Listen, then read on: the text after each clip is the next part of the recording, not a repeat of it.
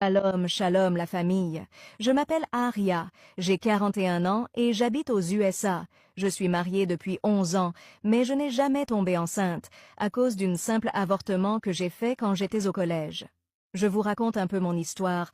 D'abord, je viens d'une famille d'enseignants, mon père est directeur général de mon lycée, et ma mère, elle est tutrice au primaire. Je suis la première fille de la famille. Quand j'avais 17 ans, il y a un garçon dans ma classe qui a pris ma virginité. Malheureusement, je suis tombée encore enceinte, à cause de la peur et les réactions que mes parents afficheront après la nouvelle. Je suis obligée d'avorter, et mon problème a débuté à partir de ce moment. Après les études, me voilà maintenant dans le mariage. Plusieurs années sont passées, j'ai jamais eu la chance de tomber enceinte. Moi et mon mari, nous avions fait toutes les analyses possibles. Les gynécologues me disent toujours « Vous n'avez pas de problème ». Ce qui m'étonne, je n'ai pas de problème. Et pourquoi je n'arrive pas à tomber enceinte? J'étais désespérée, et un jour j'ai vu les pousser à lui écrire sur WhatsApp. Après notre conversation, il m'a dit « Ton problème, même si tu passes dans tous les hôpitaux, tu ne pourras jamais tomber enceinte.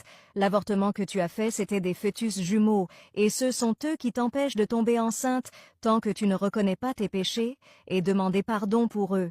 Tu ne pourras jamais tomber enceinte. » Je suis un peu floue dedans.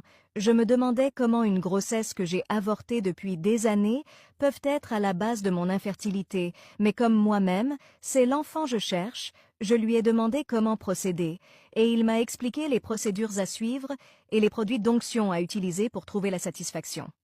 Ce que je n'ai pas hésité à acheter au bout d'une semaine, j'ai reçu mes médicaments, et le traitement a duré 2 mois pour que je tombe enceinte et mettre au monde un joli bébé aujourd'hui. Je remercie le